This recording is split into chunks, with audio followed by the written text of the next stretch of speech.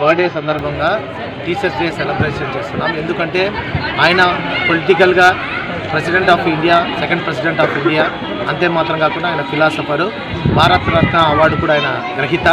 కాబట్టి ఈ సందర్భంగా ఆయన యొక్క బర్త్డేని మేము టీచర్స్ డేగా సెలబ్రేట్ చేసుకోవడం ఒక సంతోషదాయకమైన అవకాశం అని అనుకోవచ్చు. ఎందుకంటే ఈ సందర్భంగా టీచర్ల యొక్క విలువల గురించి పిల్లలకు తెలియజెప్పడము, ఈ సందర్భం ఏదో ఒక సందర్భంలో తెలియజెప్పడానికి ఇది మంచి సదవకాశం అని అనుకుంటున్నాను. కాబట్టి పిల్లలకు కూడా టీచర్స్ ఏమి, గురువులు అంటే ఏమి, తల్లిదండ్రి, గురువు, దైవం అనే ఆ కాన్సెప్ట్ గురించి వారు తెలుసుకుంటారు. పిల్లల్లో కూడా ఒక గౌరవ భావం కలుగుతుంది టీచర్స్ మీద. కాబట్టి ఈరోజు టీచర్స్ డేగా అనౌన్స్ చేయడం కూడా మాకు చాలా సంతోషంగా ఉంది.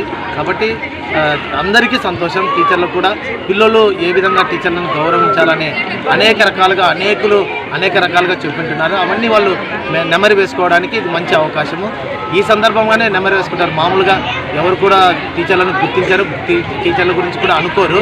కానీ వాళ్ళు చేసే క్లాస్ రూమ్లో చేసే గలాటలు, వాళ్ళు చేసే చేష్టలు ఇవన్నీ ఒక డ్రామా పూర్వకంగా ఈ విధంగా లైఫ్లో ఏమవుతారు, ఫ్యూచర్లో టీచర్లకు మర్యాద ఇవ్వకపోతే, గౌరవం ఇవ్వకపోతే ఏమవుతారు అనేది వాళ్ళు తెలుసుకుంటారనమాట. అది అందుకనే టీవీ 99 వారికి చాలా కృతజ్ఞతలు.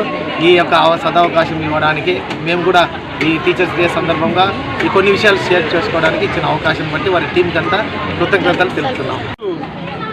టీచర్స్ డేని మనం అందరం సెలబ్రేట్ చేసుకున్నామంటే కారణం ఏంటంటే సర్వేపల్లి రాధాకృష్ణన్ గారి యొక్క పుణ్యమే.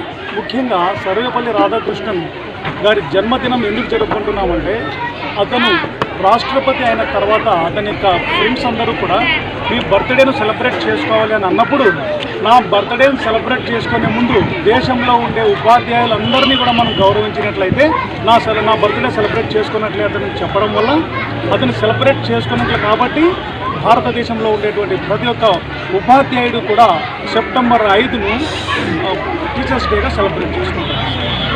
అతను భారతదేశానికి ఎంతో సేవలు చేశారు.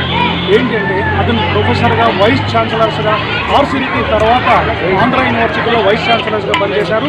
మొట్టమొదటి స్వతంత్రం వచ్చిన తర్వాత భారతదేశంలో మొట్టమొదటి ఉపరాష్ట్రపతిగా అతను ఎన్నిక కావడం జరిగింది. అంచెలంచెలుగా ఎదిగి భారతదేశానికి రాష్ట్రపతిగా అతను నామినేట్ చేయడం జరిగింది. అంతేకాకుండా భారతదేశంలో ఉపాధ్యాయుడు అంటే విద్యార్థులలో ఏమి అయోమయంలో ఉండేటువంటి పరిస్థితుల్లో అజ్ఞానాన్ని తొలగించి జ్ఞానాన్ని ప్రసాదించేటువంటి వ్యక్తి ఉపాధ్యాయుడు. అటువంటి ఉపాధ్యాయుడు కన్నా లేకపోయినట్లయితే సమాజం ఎంతో వెనుకబడే పరిస్థితి ఉంటుంది. కాబట్టి ఈ సమాజం ఒక స్ఫూర్తిగా నిలవాలంటే ఉపాధ్యాయుడు రోల్ మోడల్.